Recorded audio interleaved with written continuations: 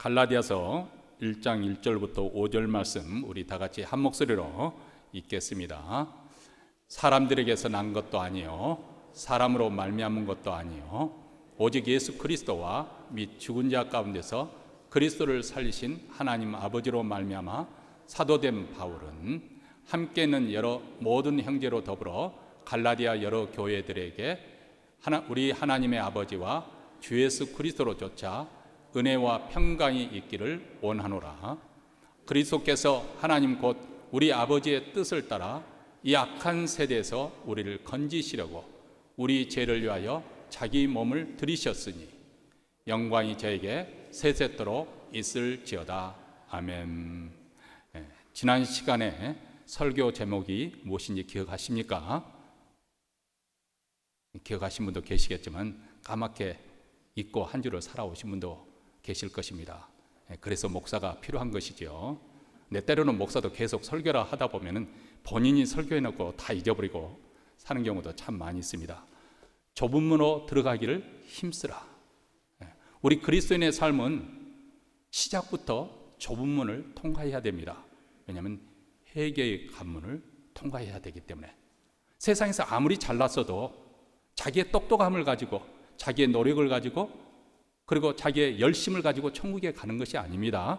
하나님 앞에 자신의 죄인됨을 인정하고 자기 자신을 돌이키며 하나님 앞에 겸손히 하는 이 회개의 관문을 통과해야 우리 신앙생활의 출발이 이루어지는 것이고요.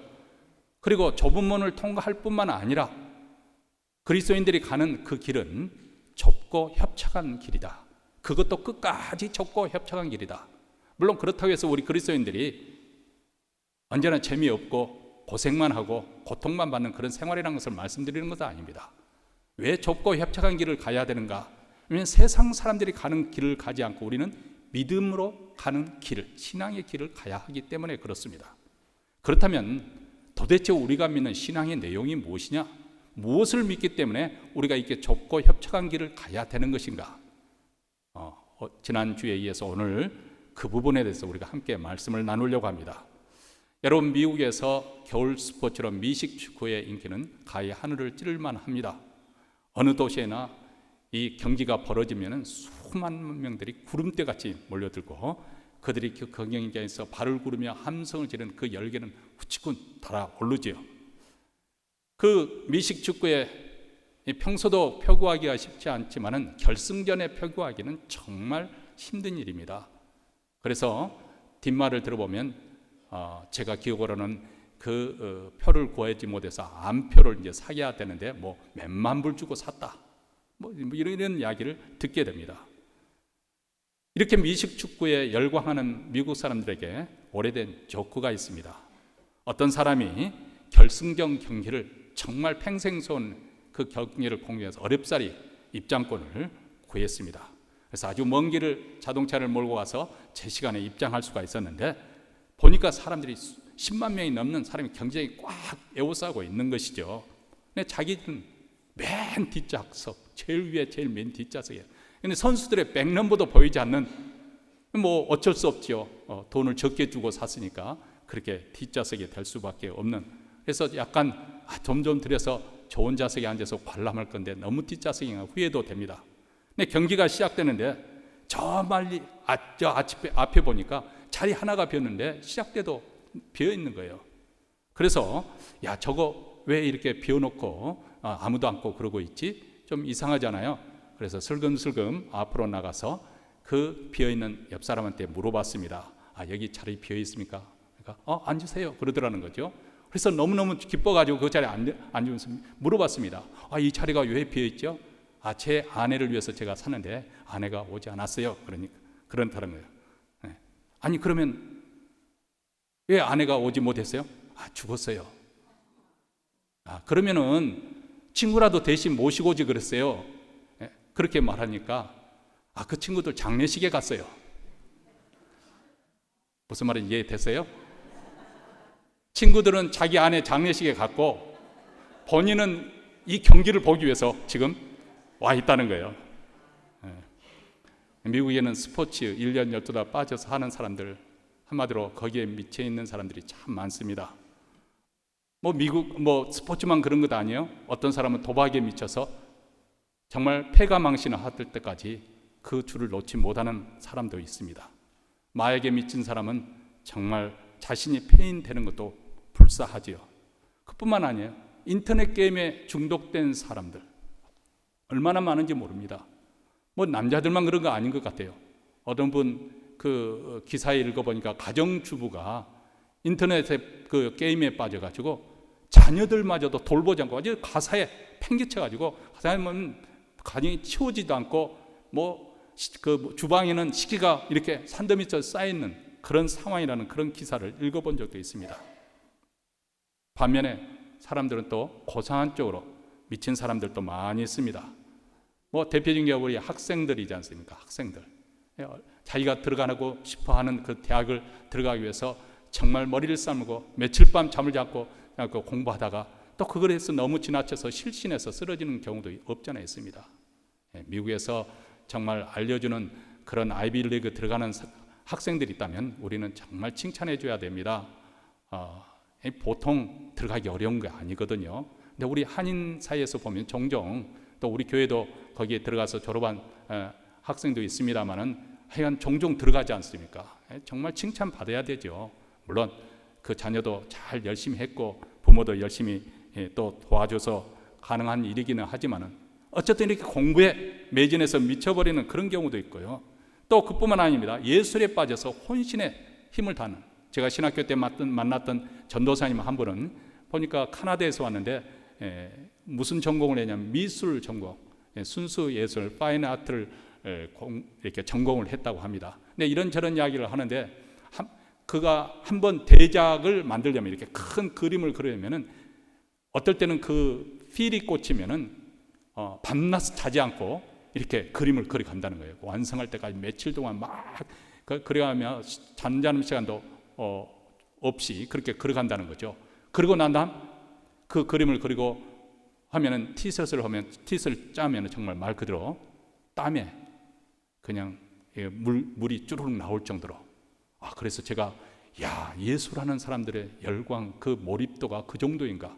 자기 자신 넘을 때 그 땀이 그렇게 많이 나서 땀을 짜줄 정도로, 그 정도로 미술 그리는 사람도, 저는 미술 볼 때 한가하게 쉽게 그리는 줄 알았더니 그렇게 몰입한다고 그런 이야기를 들었습니다. 뭐 또 사람들 돈 버는 재미에 빠지는 사람들도 많이 있지 않습니까? 그래서 어떤 사람은 전혀 쉬지를 않고 소위 말하면 일중독이죠. 밤낮을 가리지 않고, 그래서 가정과의 그 부부와의 관계가 깨지고 자녀와의 관계가 깨져버리는 일중독에 빠진 사람도 없지 않아 있습니다. 어떻게 보면 이 세상은 뭔가에 미치지 않고서는 안 될 그럴 수밖에 없는 그런 환경인 것 같고, 또 세상에서 어느 정도 성공한 사람 치고 자기 일에 미치지 않은 사람들은 거의 없습니다. 학문에서 성취를 하든지 예술에서 어떤 업적을 하든지 과학적인 어떤 그 발견을 하든지 하는 사람들을 보면 거의 다 미친, 그 일에 미친 사람들에 의해서 이루어집니다. 자, 그렇다면 우리 기독교인들은 무엇에 미쳐야 되는 것일까요? 과연 우리 기독교인들은 맨정신으로 그냥 아무런 것도 미친 것 없이 그렇게 사는 것일까요? 성경에 의하면은 바로 예수에 미친 사람들의 이야기가 나옵니다. 그 중에 가장 대표적인 책이 바로 사도행전입니다. 사도행전을 보면 예수에 미쳐서 물불을 가리지 않고 심지어는 자기 생명도 불사하면서 복음을 전파, 증하는 그런 사람들의 행적이 기록되어 있습니다. 가장 대표적인 사람을 꼽으라 한다면 사도 바울을 꼽을 수가 있겠습니다. 그럼 요즘으로 말하자면 말 그대로 하버드나 옥스퍼드에 나오는 그런 최고 학식을 갖춘 사람입니다. 가말리엘이라고 하는 그 당대 가장 유명한 유대 랍비 밑에서 수학을 했던 그런 사람이에요. 그리고 그는 아주 자기 일에 대해서 열정적인 사람이었습니다. 어디 가서나 남에게 빠지지 않고 앞장서는 그런 사람이었습니다. 그래서 심지어는 그는 스데반을 죽일 때 그 옷을 담보한, 말 그대로 그 일을 주도했다는 거죠. 그것은 상징적으로 보여주는 건 주도했던 사람이라는 거예요. 자기 민족 종교 유대교에 열심히 아주 특심해서 크리스찬들을 박해하는데, 그 당시 신흥 종파로 보여지는 이 크리스찬들을 박해하는데 앞장섰던 사람입니다. 왜냐하면 그것이 바로 하나님을 위한 길이고 자기 민족을 위한 길이라고 생각했기 때문입니다.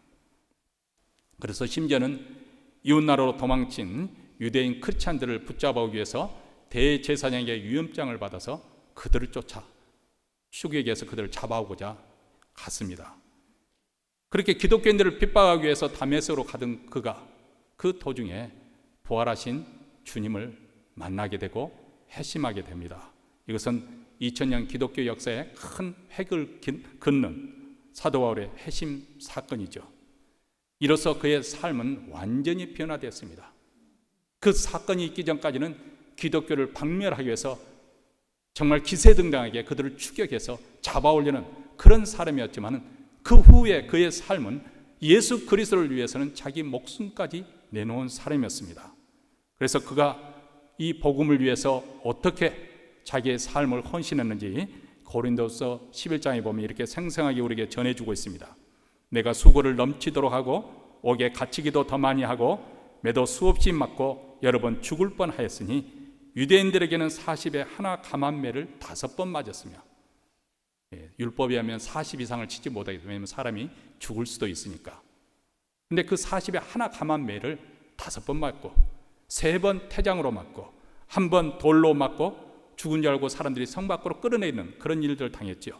3번 배가 파산하는데 일주일을 기품에서 지냈으며 여러 번 광야의 위험과 강도의 위험과 동족의 위험과 이방인의 위험과 시내의 위험과 광야의 위험과 바다의 위험과 거짓 행제 중의 위험을 당하고 또 수고하며 애쓰고 여러 번 자지 못하고 줄이며 목마르고 여러 번 굶고 춥고 헐벗었노라. 왜 그랬을까요? 무엇 때문에 그랬을까요? 바로 사도 바울이 전파하고자 하는 이 복음 때문에 그렇다는 것이죠. 왜 사도 바울은 이 복음에 그렇게 목을 맸던 것일까요? 그것은 복음이 모든 인류에게 주는 하나님의 은혜와 평강을 준다고 믿었기 때문입니다. 이것이 유일하고 복된 소식이기 때문에 오늘 말씀 3절에서 우리 하나님 아버지와 주 예수 그리스도로 쫓아 은혜와 평강이 있기를 원하노라. 여러분, 사람들은 안정을 누리기를 원하고 평화를 구합니다. 사실 세상에서 아무리 여러분들이 성공한다 할지라도, 사람들이 여러분을 인정한다 할지라도 가정에서 부부간에 불화가 있는다든지 자식이 문제를 일으켜서 밤낮 부모의 엄마의 눈물을 빼게 한다고 한다면 그 사람은 결코 평안한 사람, 행복한 사람이 아닙니다. 평안한 것은 그래서 중요한 것입니다. 그런데 세상은 평안하지 않습니다. 지금 세상이 그렇지 않습니까? 어떻게 보면 금세기 들어와서 큰 전쟁 없이 가장 평화가 지속되는 그런 기간에 우리가 정말 살고 있죠. 그것도 하나님께서 우리에게 주신 분복이라고 생각합니다. 그런데 갑자기 신종 바이러스가 이렇게 나타나니까 전 세계가 전전긍긍하고 있습니다. 국가마저도 휘청하지 않습니까? 여러분, 우리 인생도 마찬가지입니다. 언제 어디서든지 호련히 재난이 할 수 있고 재앙이 엄습할 수가 있고 슬픔과 절망의 비탄에 빠질 수 있는 것이 우리 인생입니다. 그래서 성경에 보면 마치 우리 인생은 마치 유리장과 같이 깨어지기 쉬운 그런 인생인 것을 우리에게 말씀을 해주고 있습니다. 그래서 우리 인간의 마음속 가장 기쁜 것에 열망하는 것이 있는데 그것은 바로 평화입니다. 평안. 근데 그 평안을 우리가 재물로, 돈으로 살 수 있는 것일까요? 아니면 세상 권력이 우리를 든든하게 그 평안을 지켜주는 것일까요?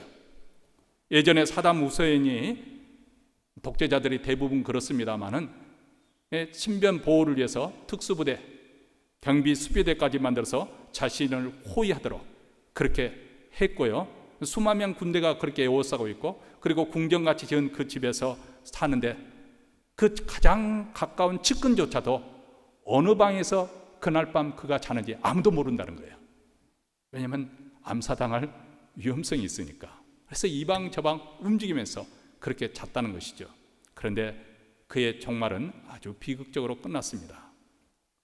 많은 정치인들이 평화를 외치고 평화 조약을 맺습니다만 사실 어떻게 보면 지금 이 순간에도 지구 한 구석에는 다툼과 전쟁과 그리고 싸움이 계속 진행되고 있다는 거 여러분 잘 아시고 계시죠? 도대체 이 다툼과 싸움은 어디로부터 오는 것일까요? 사도 야고보 선생님 우리에게 이렇게 말씀합니다. 너희 중에 다툼이 어디로 쫓아나느냐? 너희 지체 중에서 싸우는 정욕으로 쫓아난 것이 아니냐. 다시 말하면 세계 평화는 우리가 조약을 맺어서 평화조약을 맺음으로 오는 것이 아니라 그 근본 문제가 우리 지체 안에서 정욕으로 말미암아 한마디로 죄가 역사하기 때문에 이 다툼과 또 싸움이 일어난다는 것입니다. 그래서 부모와 자식 간의 싸움, 여러분 우리가 잘 아는 것처럼 오늘날 세대만 이 세대 차이로 인해서 이렇게 말이 통하지 않고 소통이 되지 않아서 답답해하고 갈등이 일어나는 것이 아닙니다. 조선시대 기록에 보면 그 부모님과 자식 간의 갈등에 대해서 그렇게 엿볼 수 있는 단서도 있고요. 성경에도 보면 아버지 다윗과 아들 압살롬이 서로 권력 투쟁하면서 서로 죽이려고 하는 그런 상황이 이 세대 간의 갈등에서 오는 거 아니겠습니까? 남편과 아내와의 갈등과 다툼, 주인과 종업원, 회사와 직원들 사이의 그런 갈등, 여당과 야당이 싸우고 국가와 국가, 민족이 서로 싸웁니다. 끝이 없습니다. 어디로부터 말미암은 것일까요? 그것은 바로 죄 문제로부터 오는 것이라는 것입니다. 죄라고 하는 것은 거룩하신 하나님과 우리를 불화하게 만듭니다. 다시 말하면 하나님과 화평을 누리지 못하게 하는 것입니다. 하나님과 화평하지 못한 사람들은 자신의 마음이 화평하지 않으니까, 평안하지 않으니까 이웃과의 관계, 특히 가까운 사람들과의 관계가 화평하지 않습니다. 왜 사람들이 가까운 사람, 가장 사랑해야 될 아내, 남편, 자식과의 관계에 불화가 나오는 것입니까? 내 마음에 평안이 없기 때문에 그런 것입니다. 이 평안은 하나님과의 관계 속에서 화평이 이루어질 때 내 마음에 평화가 임하는 것인데 그 평안이 없는 것이죠. 죄는 거룩하신 하나님과 불화하게 만들기 때문에 그렇습니다. 그래서 우리 마음에 화평이 없으니까 내 마음이 관대하지 못합니다. 인내하기가 어렵습니다. 안 잊고 온 일을 보면 눈이 시어가지고 그대로 보아 넘기지를 못하는 거죠. 그냥 꼬집고 같이 한 대라도 쥐어 박아야 직성이 풀리는 이런 못된 꼬라지가 우리 안에 감춰져 있는 거예요. 여기에 평강을 누릴 수가 있겠습니까? 그런데 오늘 말씀에 보면 하늘로부터 내려오는 하나님께서 주시는 평안이 있다고 말씀합니다. 하나님과 화목할 수 있고 다른 사람과 화평할 수 있는 것, 이 선물을 어떻게 우리에게 주어지는 것일까요? 그것은 바로 하나님의 은혜로 주어진다고 그렇게 표현을 합니다. 우리가 잘 아는 것처럼 하나님의 은혜, 이 그레이스라는 것은 은혜 받을 자격이 없음에도 불구하고 하나님께서 우리에게 호의를 베풀어 주시는 것을 말합니다.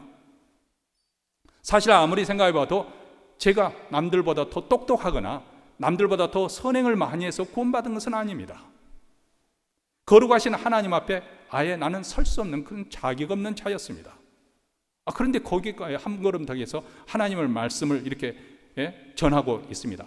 성도들이 볼 때는 주일마다 신사복을 입으니까 이 목사가 아주 거룩한 사람으로 생각하려는지 모르지만 저도 여러분과 똑같은 하나님 앞에 서면 더럽고 냄새나는 추악한 죄인임에도 불구합니다. 그럼에도 불구하고 하나님의 은혜가 나를 이렇게 죄인임에도 불구하고 하나님의 말씀을 전할 수 있도록 그렇게 일을 맡기셨어요. 제가 남들보다 더 거룩해서 그런 것이 아니라 그 말입니다. 하나님의 은혜 때문에 되어진 것입니다. 자격이 없음에도 우리에게 구원이 주어지고 이 은혜가 바로 예수님의 대속의 죽음으로 나타나는 것이죠. 그래서 은혜로 우리의 구원이 이루어지고 그 은혜의 결국은 무엇으로 이어지면 우리에게 평안으로 오는 것입니다. 오늘 말씀에 그것을 말씀해 주고 있는 거예요. 그 은혜가 어떻게 오는 것이냐? 그리스도께서 하나님 곧 우리 아버지의 뜻을 따라 이 악한 세대에서 우리에게 건지시려고 우리 죄를 위하여 자기 몸을 들이셨다, 이렇게 말씀합니다. 자, 이 구절 한마디 한마디가 아주 중요한 것이고 오늘 우리가 도대체 우리가 믿는 믿음의 내용이 무엇이냐 하는 것을 말씀해 주고 있습니다. 그리스도께서 우리 죄를 대신하여 죽으셨다. 그리고 우리를 악한 세대에서 건지시라는 것이 죽으신 목적이다, 이렇게 말씀하고 있습니다.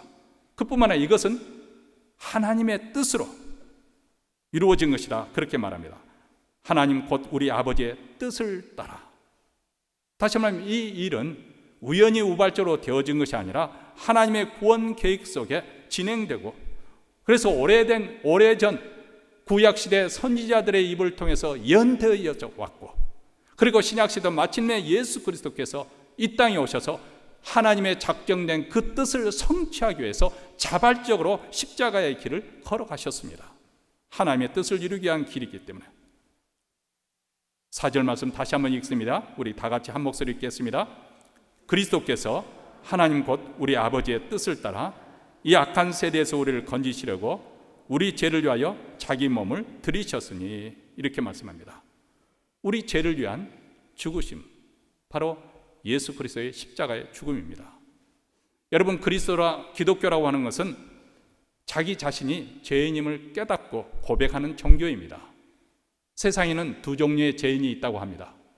자기 자신이 죄인 줄 모르고 사는 죄인이 있고, 자기 자신이 죄인인 줄 알고 그것을 고백하고 사는 죄인이 있습니다.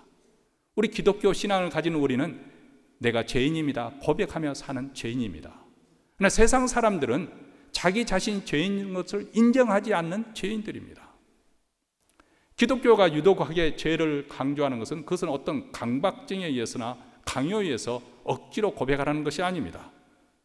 사실 그것은 그렇게 해서 얻어지는 고백이 아닙니다.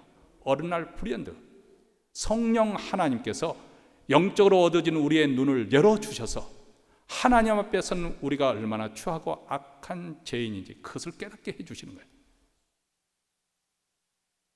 죄라고 하는 것은, 여기서 말할 때 죄라고 하는 것은 본질적인 것을 이야기하고자 하는 것입니다. 사람들이 흔히 생각하는 법률적인 죄, 도덕적인 죄를 말하는 거 아니에요. 내가 거짓말했어, 내가 훔쳤죠, 그런 윤리적이고 도덕적인 죄를 말하는 것이 아니라 하나님과의 관계, 종교적인 죄, 자기 존재론적인 그 죄의 말입니다. 다시 말하면 생명의 근원이신, 복의 근원이신 하나님을 떠나서 하나님을 등지고 사는 삶, 이것이 바로 죄인이에요. 그런 의미에서 보면은 세상 사람들 중에서 더 착한 사람들이 있습니다. 더 선량한 사람들이 있어요. 그런데 그들은 하나님을 등지고 그 인생길을 가기 때문에 점점 하나님으로부터 멀어지는 인생이에요. 그러나 우리 예수 믿는 사람들은 세상 사람들보다 못한 사람들이 있습니다. 분명히 세상 사람보다 더 못하게, 저 사람이 예수 믿는다고 하는데 도대체 예수 믿는 사람은 더 착해야 될 거 아닌가, 더 양심적이어야 될 거 아닌가, 그런 말을 듣습니다.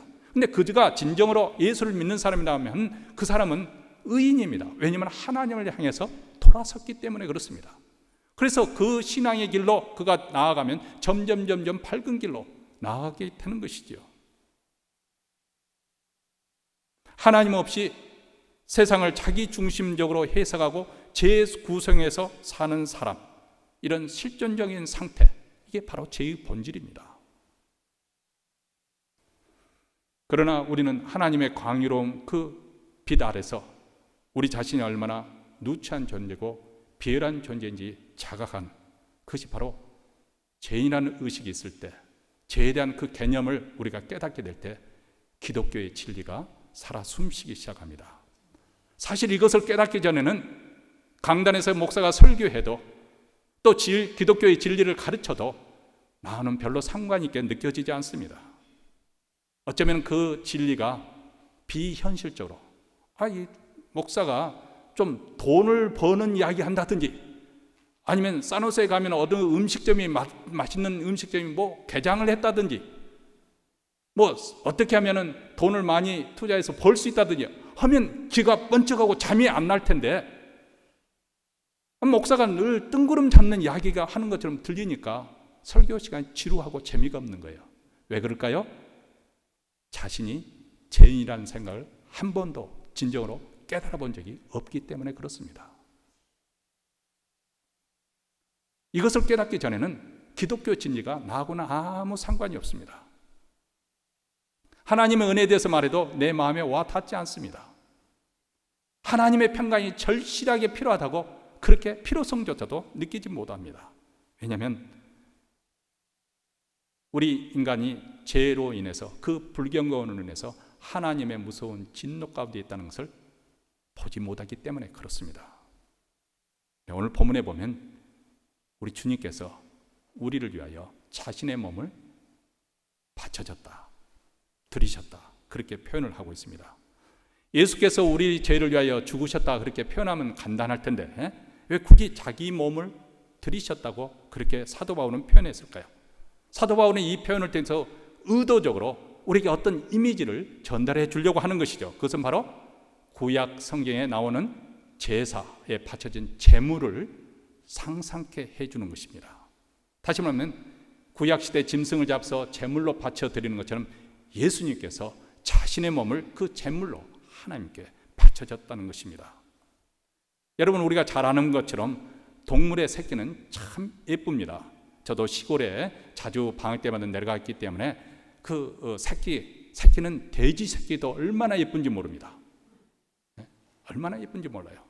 한 번은 제가 우리 집에 그때 어떤 상황이냐면 어떻게 해가지고 하여간 염소를 키우게 됐어요. 근데 크리스마스 때인데 크리스마스 예배 드리고 난 다음에 이런 예배 드리고 난 다음에 너무 추운 그 크리스마스에 내 집에 딱 돌아보니까 염소가 새끼를 낳은 거예요. 근데 어린 마음에도 세상에 저렇게 예쁜 짐승이 있나, 그렇게 그 염소 새끼가 예쁘게 보이더라고요. 근데 이렇게 가장 예쁘고 어느 정도 정이 들만한 때 한 1년 된 어린 양을 유대인들은 유월절 그 양 의식을 치르기 위해서 그 양을 잡습니다. 오래전에 우리 청소년들과 함께 뉴멕시코로 단기 선교를 갔습니다. 그때 함께 갔던 우리 청소년들이 지금은 다 장성해서 아들, 딸 낳고 잘들 살고 있습니다만은 어쨌든 그때 뉴멕시코로 선교를 갔는데 이 남창식 선교라가 아주 좀 독특한 분이 계셔요, 성격이. 근데 한 번은 그분이 이 우리 청소년들에게 그 예수님의 대속의 죽음을 조금 더 체험적으로 이렇게 할 수 있는 그런 프로그램을 해보겠다고 해서 옛적 이스라엘 백성들이 했던 유월절 어린 양을 잡는 그 예식을 우리도 하자는 것이죠. 그러면서 제게 칼을 맡기는 거예요. 구약시대는 제사장이 지금의 목사와 마찬가지니까 목사님이 이 멱을 따라는 거죠. 근데 그 칼이 불행히도 부딪혀진 칼이었어요. 나를 잘 갈아놓고 난 다음에 맡겨야 되는데 얘는 이도 빠지고 죽이려고 멱을 따는데 이게 썰어지지 않는 거예요. 여러분, 제가 독한 마음을 먹고 한 번도 그런 일을 해보지도 못했는데 그래 뭐 어떻게 합니까? 누구 할 사람이 있고 저밖에 없는데 그래서 독한 마음 먹고 했는데 그래서 참 애를 먹었습니다마는 어쨌든 그렇게 피를 쏟았습니다. 근데 참 놀라운 것은 그 양이 특별히 은혜를 받아서 그랬는지 어땠는지 모르겠어요. 그래서 일반화시키기는 어려운데 아마 제가 체험해 볼 때는 정말 맞는 것 같아요. 양이 소리를 지르지 않는 거예요. 비명을 지르지 않는 거예요. 몸이 꿈틀꿈틀. 그때마다 정말 진저리가 쳐졌는데 말이죠. 근데 제가 시골에서 어렸을 때 돼지 잡는 것도 봤거든요. 뭐 혼인잔치 때 보면 큰 돼지를 잡잖아요. 그러면 동네 떠나가라고. 저 집 돼지 잡는 거 다 알아요. 동네가 다. 그래서 돼지 목 따는 소리라고 멱 따는 소리라는 말이 있지 않습니까? 근데 이 양은 꿈틀꿈틀하면서 소리를 안 지르는 거예요. 그러면서 제가 깨달아진 거예요. 이사야에서 나오는 하나님의 말씀. 이사야서 53장에 보면 우리 주님이 그렇게 죽으셨다는 거죠. 그가 혼역을 당하여 괴로울 때도 그 입을 열지 아니하였으며 마치 도수장으로 끌려가는 어린 양과 털 깎는 자 앞에서 잠잠한 양같이 그 입을 열지 아니하였도다. 700년 전에 하나님의 아들 독생자께서 어떻게 죽음을 맞이할 것인지 그것을 정확하게 이사야서 53장에 이렇게 묘사가 되어 있습니다. 여러분, 이렇게 양의 목을 따가지고 배를 가르고 오장육부를 끌어내서 각을 떠서 하나님께 바쳐드립니다. 왜 하나님께서 이렇게 잔인한 의식을 이스라엘 백성들에게 명하셨을까? 한마디로 우리의 죄가 이만큼 심각하다는 것입니다. 단지 말로서 내가 용서해 주마. 우리 하나님은 말씀으로 이 우주 만물을 창조하신 분이세요. 얼마든지 말씀으로 용서하실 수 있음에도 불구하고 그렇게 말씀으로만 해결될 수 없는 문제가 죄의 심각성이 있다는 것입니다. 그 이유는 우리 하나님의 공의가 살아있기 때문에 그렇습니다. 여러분, 어느 재판관이 재판을 하는데 보니까 자기 아들이 교통법규를 어겨서 왔어요. 그래서 자기 아들이니까 그 정도는 실수할 수 있지 하고 난 길티하면 그 재판관이 어떻게 되겠어요? 공의로운 재판관이 아니죠.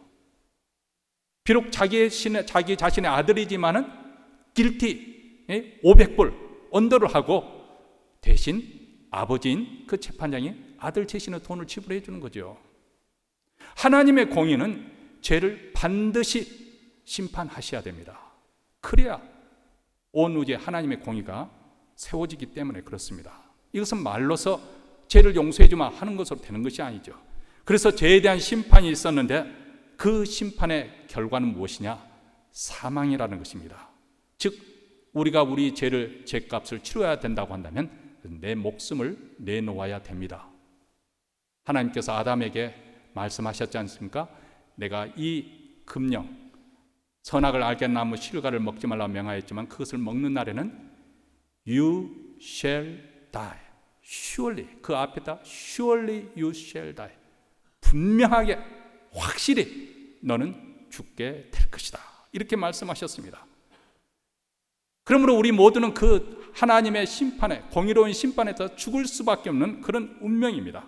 그런데 하나님께서 우리 인간의 죄값으로 우리를 죽이시는 대신에 이스라엘 백성들이 짐승을 잡아 죽이도록 했는데, 그래서 해마다 6월절이 되면 1년 된 어린 양을 잡아 제사를 지냅니다. 이스라엘 사람들은 자기가 사랑하는 양을 끌고 와서 제사를 지내면서 무슨 생각을 했을까요? 양의 멱을 따면서 자신의 죄를 생각했을 것입니다. 아, 내 죄 때문에 죄 없는 이 양이 나를 대신해서 죽는구나. 사실 곰곰이 생각하면 우리 사람이 죄를 지었는데 짐승을 잡아 대신 죽인다고 어떻게 그 죄가 깨끗해질 수 있겠어요? 최소한 사람보다 이상이 되어야 되지 않겠습니까? 그런 사람의 고귀한 피가 흘려서서야 우리 죄가 용서함을 받을 수 있지 않겠습니까? 이 어린 양의 피가 우리 죄를 정말 깨끗하게 줄 수 있는 효력이 있는 것인가? 그것은 아닙니다. 하나님께서 그것을 명하셨기 때문에 그 말씀을 믿는 것입니다. 내 대신 죽어지는 그 어떤 생명이 있다는 것을 믿고 제사를 지내는 것입니다. 그들이 내 죄값을 치르기 위해서 내 대신 죽어주는 어떤 생명이 있다는 것을 믿고 제사를 지내는 것을 통해서 하나님께서 그 죄를 간과하셨다는 것입니다. 그런데 그 어떤 생명이 무엇을 의미하는 것인가? 바로 십자가에서 피 흘려 죽으신 우리 주 예수 그리스도의 생명을 보여주는 거, 상징하는 것이죠. 그래서 세례 요한은 예수님을 세상에 소개할 때 보라 세상 죄를 지고 가는 하나님의 어린 양이라고 그렇게 세상에 소개한 것입니다. 구약의 제사 제도는 바로 오실 메시아 예수 그리스도께서 우리 죄를 위해서 대속 죽을 죽음을 예표해 주는 것입니다. 우리는 예수님의 혹독한 십자가의 죽음을 바라볼 때 비로소 우리 인간 안에 있는 죄의 실체를 깨닫게 되는 것이죠. 단지 가벼운 감기 증세로 생각했던 우리 죄, 그래서 우리는 늘상 내가 실수했습니다, 내가 잘못했습니다, 그런 정도로 이렇게 변명을 하지만은, 그러나 그보다 더 깊은 우리 마음 심층소에 드리워진 죄의 그 문제는 훨씬 더 심각하고 절망적인 상황입니다. 그래서 로마서를 책을 읽어보면 인간의 죄라는 것은 우리가 항거할 수 없는 irresistible, 우리가 저항할 수 없는 어떤 법으로서 우리를 사로잡고 마구 횡포를 부리는 그런 권능이라고 횡포자로 표현을 하고 있습니다. 여러분, 한 가지 예를 들어보겠습니다. 베드로를 한번 보시기 바랍니다. 복음서에 나오는 베드로는 예수님을, 자기 주님을 정말 사랑했던 사람이었습니다. 예수님께서 자기가 십자가에 못 박혀 죽을 것을 예고하니까 주님, 절대 그런 일은 일어나지 않을 것입니다. 내가 목숨을 걸고 주님을 지켜드리겠습니다. 과연 베드로가 그때 거짓말, 호언장담을 한 것일까요? 그에게는 진정성이 있었습니다. 정말 주님을 위해서 내가 죽을 수 있다. 주님을 사랑한 사람입니다. 죽을 각오까지 했어요. 그런데 예수님이 체포될 때 막상 그 현장에 있게 되니까 겁이 나서 그는 도망치고 말았습니다.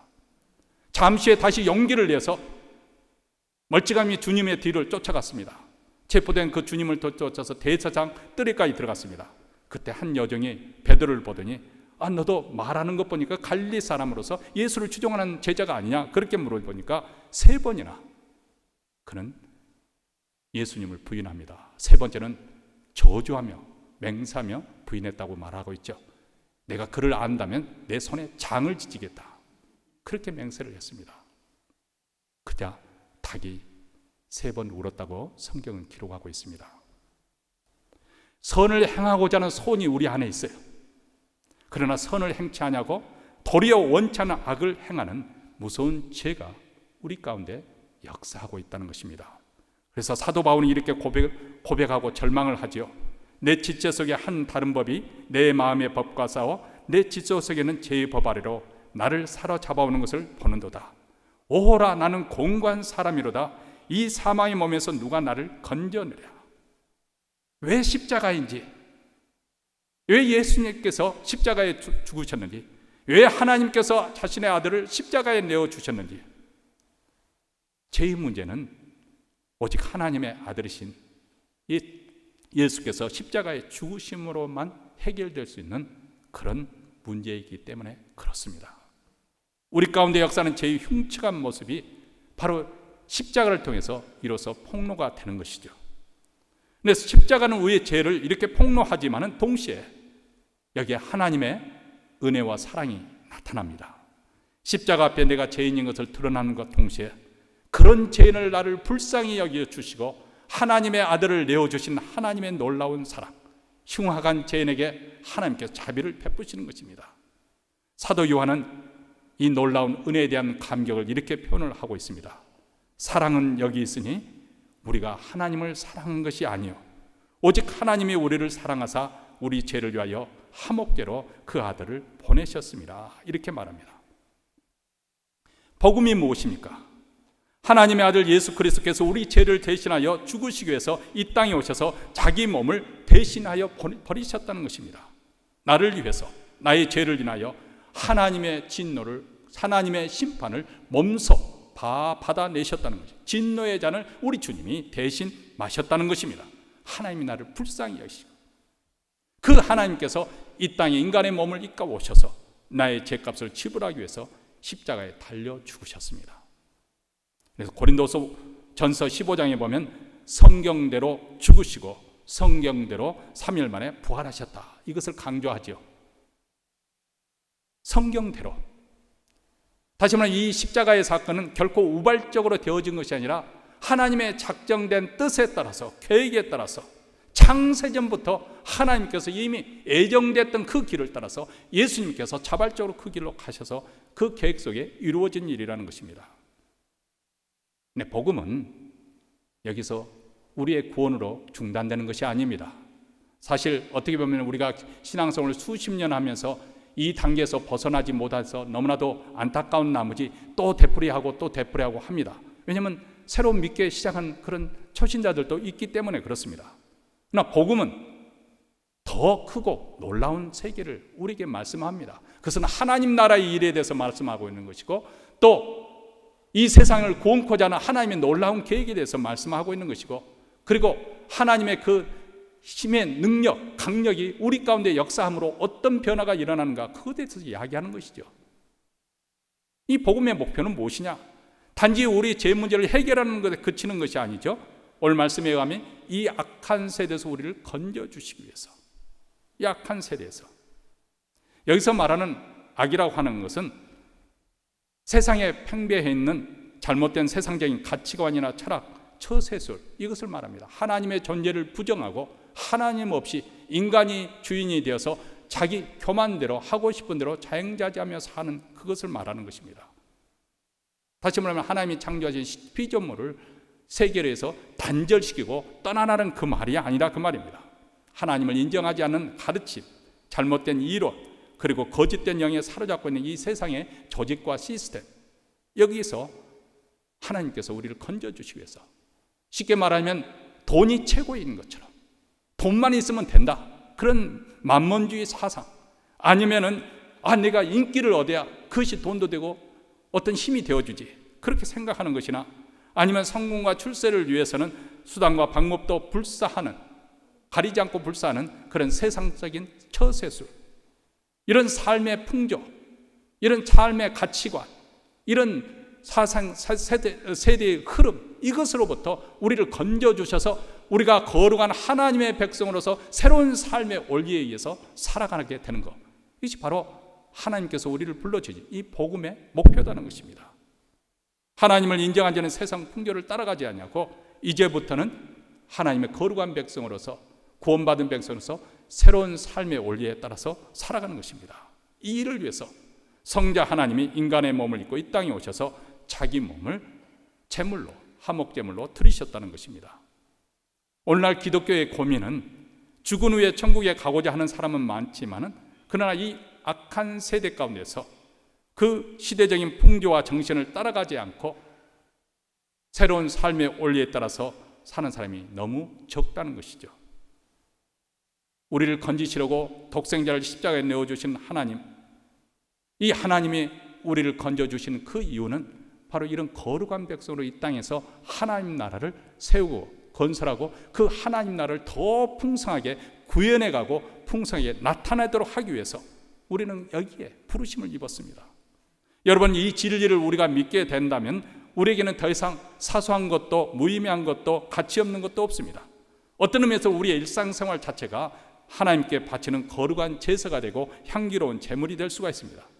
사실 예수 믿는 사람이 하는 그 모든 일은 다 세상에서 구별되고 거룩한 일입니다. 왜냐하면 예수 믿는 사람들이 이미 복음을 위해서 구별된 사람들이기 때문에 그렇습니다.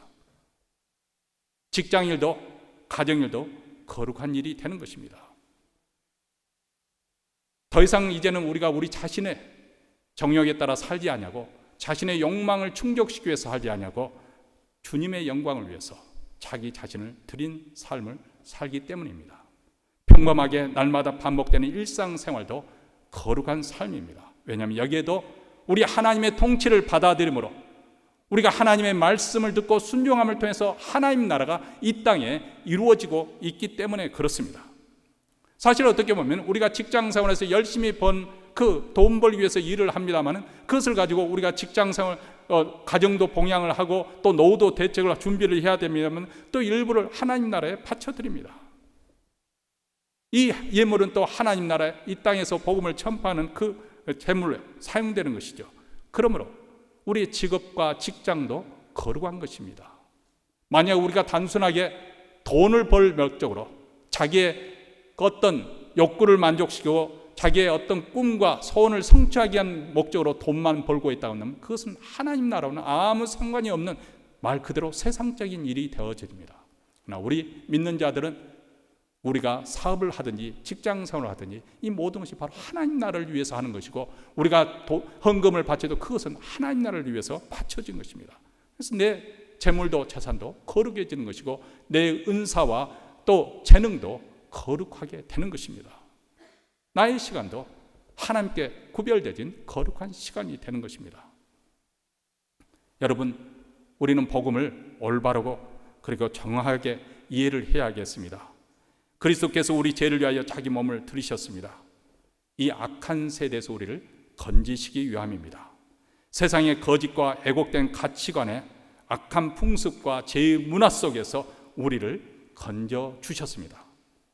여기에 우리 부르심의 목적이 있고 우리 믿는 자들의 사명, 소명이 있습니다.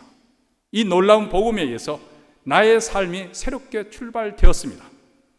이 복음은 온 세상에 전파되어야 할 것이고 그리고 우리 믿는 자들에 의해서 복음이 증거될 때 이 세상은 정말 하나님이 원하시는 정말 살만 나는 그런 세상으로 바뀌어져 가는 것이죠. 이 복음을 우리가 더 깊게 더 풍성하게 깨닫고 누리는 우리 모든 성도가 되시길 주의 이름으로 축원합니다.